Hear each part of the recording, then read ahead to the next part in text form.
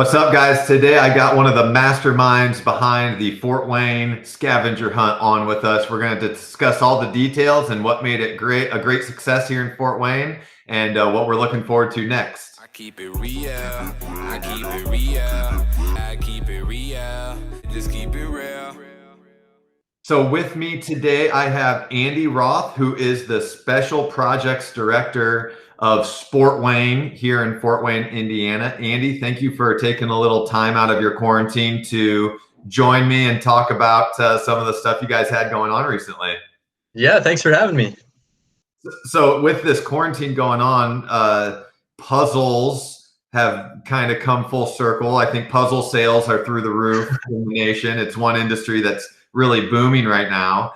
And you guys at Sport Wayne and the escape room really took advantage of that and put something pretty special together for the community, a citywide scavenger hunt. So why don't you tell us a little bit about where that idea came from, and how that got off the ground for you guys? Yeah, absolutely. So we've done the adventure games in the past, the Fort Wayne Adventure Games. That's a product of Sport Wayne and an event that we've done for a number of years. But it's gotten really hard over the years, and we've kind of taken a break from it, just because it's a lot of work for a single day event, because you physically have to set stuff up. And we were trying to come up with a way that we could keep kind of unique, like, style of an event, but not have to have as much pre-set up and like physical building structures and that sort of thing. So we've been kind of throwing that idea around for years, but this kind of quarantine, we've just had to brainstorm and figure out a way that we can still stay afloat during these times. And it kind of came full circle, like you said, with the adventure games and the escape room kind of combining into this treasure hunt, essentially. This is an idea that actually maybe was in the pipeline for you guys, but maybe just kind of the circumstances of things really kind of pushed it to the forefront of, all right, we're not focusing on anything else right now. What can we do? What can keep us busy? What can keep the business running and bring us out on the other side of this, better and stronger for it? Right. Yeah, exactly. The thing that really kind of sold it for us was when we started like looking into the city and how many cool, unique structures and things that we could turn into puzzles. And our brains just, I don't think we slept for 3 days just coming up with all this nonsense that we did. But that's you bring up a great point, because I was wondering, like, obviously all this kind of happened quickly, even though this feels like we've been dragging on forever. But how long did that take you guys from, say, the idea of, oh man, scavenger hunt, let's do this, to actually like having it put together and being able to go live to the public with it? I would say it was like about a 2-week process. But the first week was kind of just throwing around brainstorming ideas, even whether we wanted to even do it. But the second week, it was almost no sleep, just kind of grinding it out, getting everything finalized. Yeah, I'd say it was about a 2-week process for sure. Well, okay, that's good to know then, because I took a look at the treasure map and I was pretty lost after an hour of looking at it. But if it took you guys 2 weeks of no sleep to put that together, I'd say that's kudos to you then. That's time well spent. You couldn't come out with something like that big and grand to the community with a big pot prize, which I know is undisclosed at this time. So we'll bring that up. But That's right. Yeah, you can't bring that to the community and just have anyone walk in and kind of solve the whole thing that quickly. You got to kind of make it challenging enough to really engage the community and get some legs out of it. Yeah, the struggle was to make it difficult enough that somebody wouldn't solve it in an hour, but also make it so that it wasn't impossible. So that we kind of had to revise a few things over the process. Some things we definitely made them way too hard, and some things were too easy. So we kind of had to refine things as we went, to just make sure it was going to be a good event. So obviously outdoor event all across the city, people aren't bumping elbows and running into each other. So perfect timing and an event for a situation like this. The weather's getting nicer. you said you learned kind of some things were too easy, some things were too hard. Is this something you guys would plan on doing again for our community? Oh, absolutely. We had a blast making it. I think we really got to see the best in humanity. Just watching the city come together, and people were making friends on the online forums and like partnering up for next year. So I think it's definitely something we're going to do again.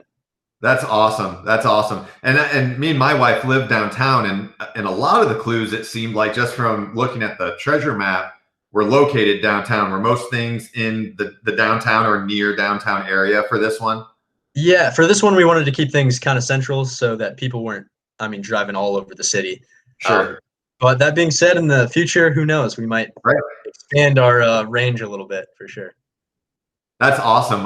One day I was going for a run, and there were just people everywhere in the parks, and like people that you just normally wouldn't see out at the parks. And I'm sitting there wondering, like, what the heck is going on? And then it came back to my mind. I was like, oh yeah, that the treasure hunt's going on right now. So it was awesome to see. It almost reminded me of when Pokemon Go came out, and people were just going crazy across the city. I mean, it was really cool to see that many people out and about in the parks and on the streets and sidewalks of downtown, and just getting engaged with the city. So the community came together in a way we didn't expect. Like, we did not expect it to blow up this huge, and just the way that the community supported us. And I mean, it was just heartwarming almost just to watch everything come together like that. Yeah. awesome. So you had mentioned one of Sport Wayne's previous events, the Adventure Games. If I remember correctly, you guys only did that for 2 years, right? Yes, that's correct. And I think that there's only one champion of the Adventure Games. You know who that is? That would be you. That would be you, Sam. That would be me, and my brother Scott Hartman won the Undefeated. first 2 ever Adventure Games, and apparently we're going to die the eternal champions. As much as we would love for you guys to bring that event back, and I hope that's on the horizon, I totally get that that's a lot of coordination for a one-day event. So anything I can do to help bring that event, anything I can do to help bring that event back, make sure you let me know, because I would do anything I could to make that happen. We will, for sure. So with that, Andy, I really appreciate your time. Sport Wayne is obviously the parent umbrella company of things like the Adventure Games, of the Indiana Sport Festival, and of the Fort Wayne Escape Room.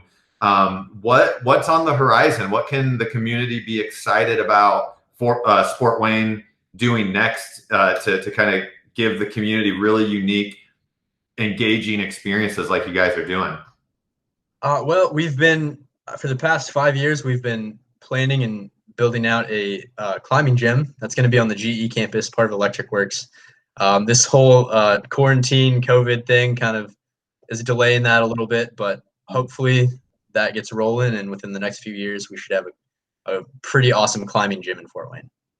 The space that is designated for that climbing gym, and I've only seen it from the outside, it's huge. Yeah, it's massive. Yeah. It's massive.